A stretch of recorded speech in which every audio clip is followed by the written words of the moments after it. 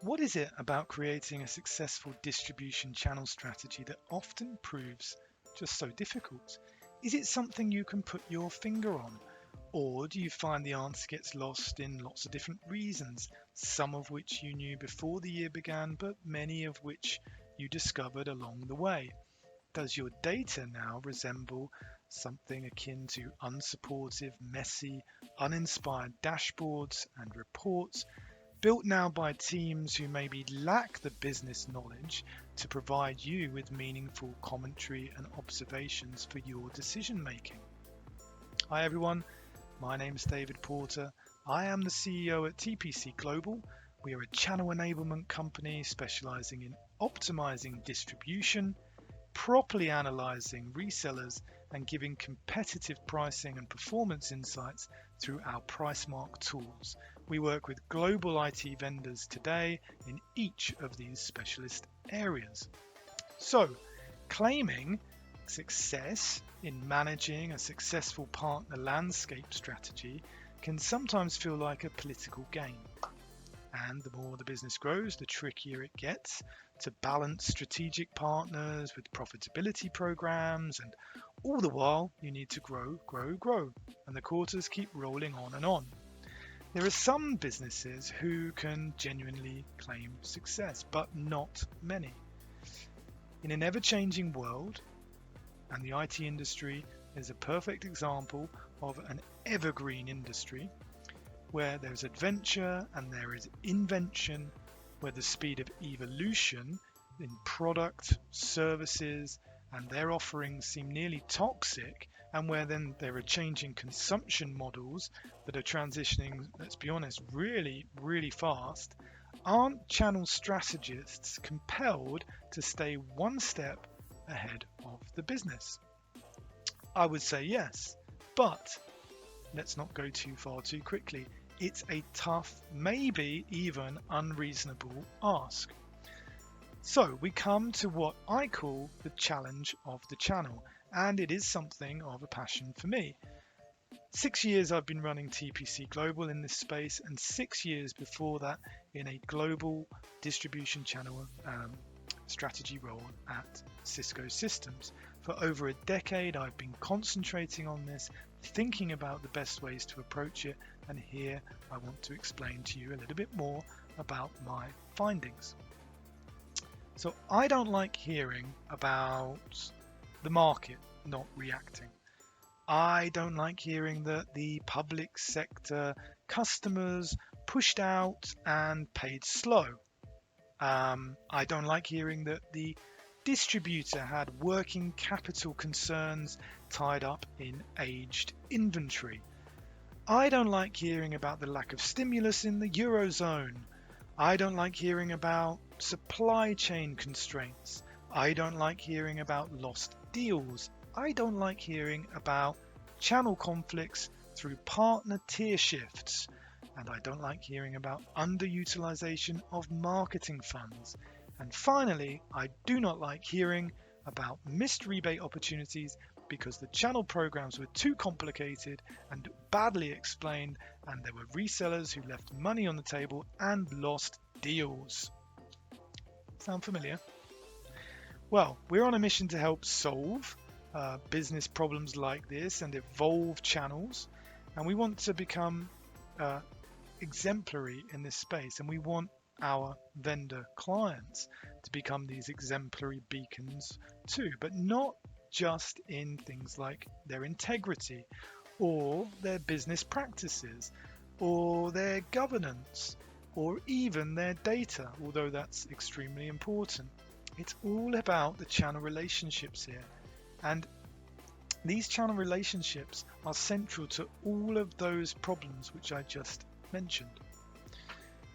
I would say that it's impossible for channel strategists to stay steps ahead of an ever-changing industry. Their business is in optimizing and enabling the partners with their go-to-market. They don't set the company strategy, and they don't control materials availability in manufacturing plants. We know that. But they do play a massive part in aiding the flow of the company's products through the channel to those sometimes elusive customers. I think of distribution and channel strategy leads almost like the first tier, just as any direct partner does. They, albeit a little bit unwittingly, hold their flow of products in their hands. Choosing the right mix of channel partners and claiming real incremental bookings and market share gains is actually the ultimate concern here. It's been my focus for the last 12 years, 13 years nearly, to build a world-class working model to answer these types of concerns and to get away from sound bites and reaction and to use data and models to proactively and clinically affect the business positively. It's nothing to do with predictive analytics, it's nothing to do with big data or AI or data science, and it's everything to do with aligning focus around a tried and tested strategy model. We created something called an opportunity first approach, and it's what I want to explain to you here today. The machinations behind this relatively simple model are a little bit more complex. However, they are in essence derived of good, reliable data and frameworks to bring suppliers towards strategic account management. So this is what we call the TPC Global Opportunity First approach. It's a 7-step cycle linking strategic goals with long-term distribution channel success. Number 1, understand the market opportunities. Right-size the market. So this includes getting your hands on market data that would give you an understanding of the total addressable market, broken down in the way that you see your business, by your segments within all of the countries that you can get your hands on the data for. 2, understand the go-to-market problems within your business. So these could be supply chains and new product introductions not functioning or not on track. It could be that you have multiple go-to-market strategies that need to be aligned between different types of service providers, or it could be an awareness that the territory or even leadership gaps in certain areas exist.